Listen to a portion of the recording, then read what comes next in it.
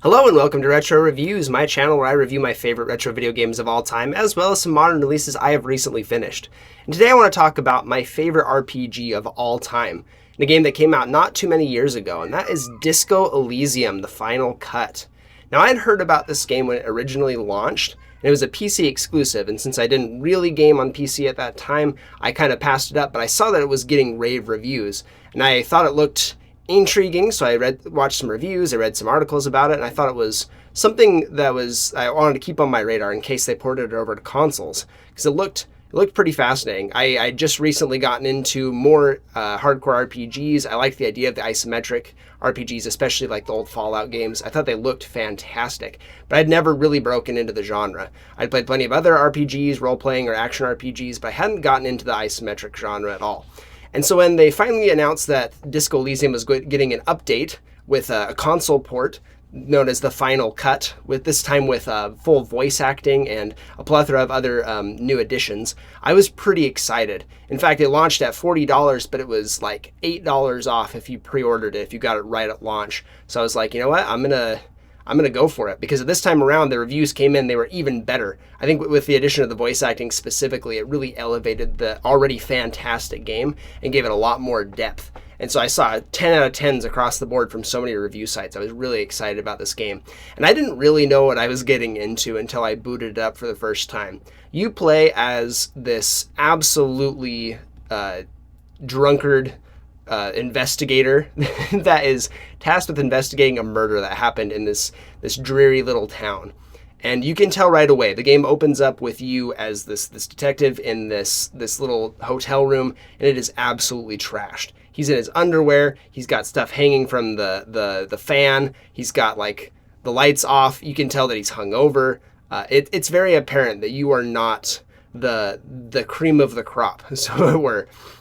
So you start off, you like get clothed. If you turn on the light, you immediately get damaged. You like take a hit to your constitution. You have like 3 hits and you die. And so you immediately take damage, and you realize right away that this is going to be quite the RPG experience. When you're hungover, you can take damage from things like the light. It's really funny. I like the way that it's set up at the very beginning. It also has an interesting mechanic where you get to see the character's inner dialogue through these voices in his head. They're essentially like his different aspects of his personality, and they manifest in different ways. And they'll come up at different times. You'll hear these voices and you start to learn them and how they're distinct from each other. It's a very brilliant way to approach creating this character. And again, I think the voice acting is phenomenal. I love what they did. I didn't ever play the original without the voice acting, but I can't imagine it without the voice acting now. So you immediately find out as you go down the stairs, you talk to the hotel guy, the receptionist, the barkeep. He talks to you about what you're supposed to be doing, because apparently you can't remember. You have a fair bit of amnesia. It's probably because you were blackout drunk prior to, probably doing some other drugs. But you are, in fact, the detective trying to solve this murder. This game is pretty heavy. It's quite a mature title. It's probably one of the most mature games I've ever played because of how heavy the themes are, how heavy the dialogue is.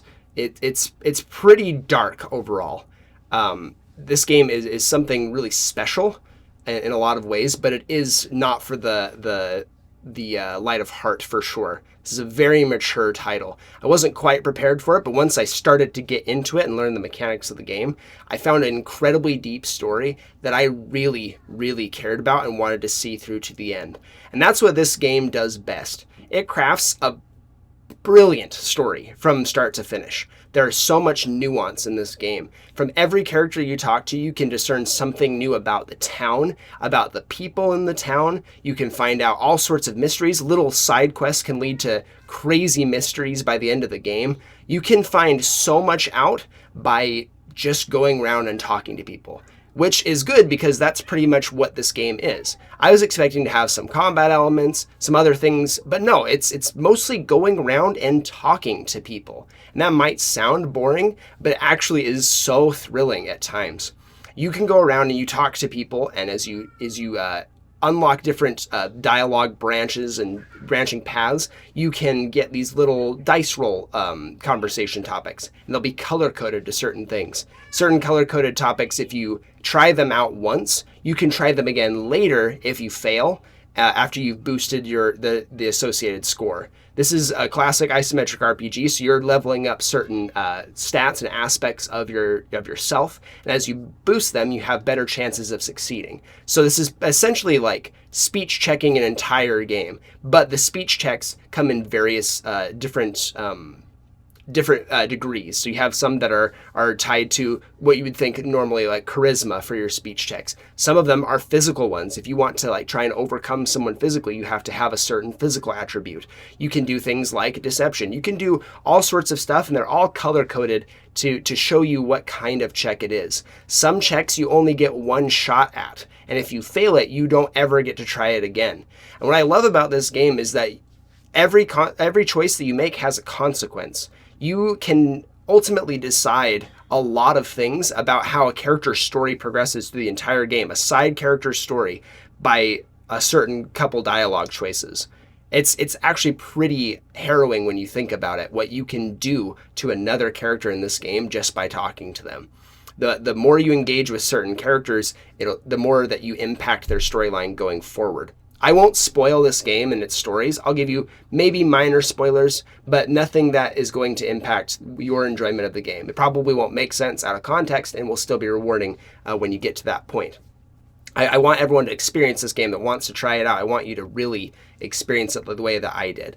Your choices have a lot of consequences. You can do stuff like save scumming. If you want to save before making a check, you can, and then reload the save and try again. But I think it's much more rewarding and enjoyable to let your decisions happen and just roll with them. The failing in this game is a certainty. You will fail so many times, mostly by virtue of your character. He is this guy that is absolutely prone to fail. The whole game is your character failing up or failing down, depending on your choices. If you're going for like the more traditional, you're trying to solve this murder, you're doing your very best, you're trying to help this guy up and help him figure out who he is and how he can solve this case, then you will fail up very slowly. And it is really enjoyable to see. What's great about this is that your character is not very likable. You can tell that he sucks. He just really sucks. You get a partner early on in the game who you can tell is much more by the books. He's ready to go, but he's also ready to follow your lead. You'll learn that your character is pretty successful at his job. When you start to uncover things about his past, like I said, you're an amnesiac, so you're trying to uncover things. As you find out clues and everything about yourself, you learn that your character is pretty successful at what he does. He solves cases. He's really good at it, but he's also a drug user. He has a lot of problems that he's going through. And as you learn more about him, he becomes more likable because you just realize that he's just struggling with things like everybody else. He has these problems that he's trying to work through, and you can help him work through those problems, or you can lean into those problems and let him keep going down that path.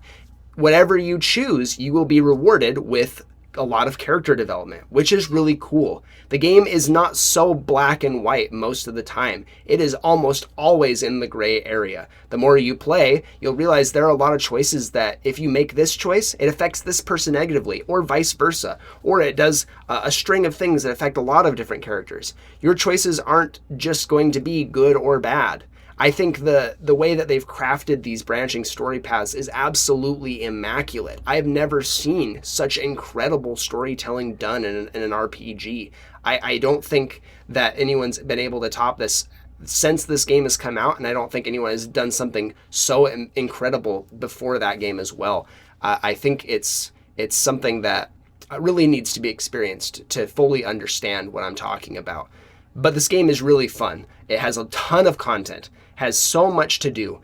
You have tons of different options in terms of what kind of companions you pursue the game with. You can affect a lot of people's storylines. You can do things that will affect the ending in major ways that you wouldn't expect. There are some storylines I I found randomly throughout the game that once I pursued them, I thought it was just an interesting little tiny side story for this side quest character that I thought was fun. I thought it seemed like a funny idea to pursue, and at the end of the game, it ended up being majorly impactful somehow. That's what this game succeeds in the very most. Your side quests really matter in every single way. The things you do, even the littlest things that you do, talking to some seemingly insignificant NPC at the edge of a map and following their storyline all the way to the end, could reward you with something spectacular. I love Disco Elysium, the final cut. Like I said before, this is not a game for the faint of heart. This is a very mature title with heavy themes, some really graphic imagery. There's a lot to be wary of if you don't have a strong stomach constitution, but you will be rewarded for pursuing this game, for trying to finish it in any way that you want to. Whatever way you decide to take this game, you will be rewarded for playing it. I love Disco Elysium. I'm going to give it probably one of the easiest platinum ranks I've ever given. This is the best RPG of all time that I can tell. I'll say isometric RPG. I know we've got stuff like Baldur's Gate 3 that just came out. That's a little bit different vein, but man, is Disco Elysium so phenomenal. That's going to do it for me. Thank you so much for watching, and I'll see you on the next one.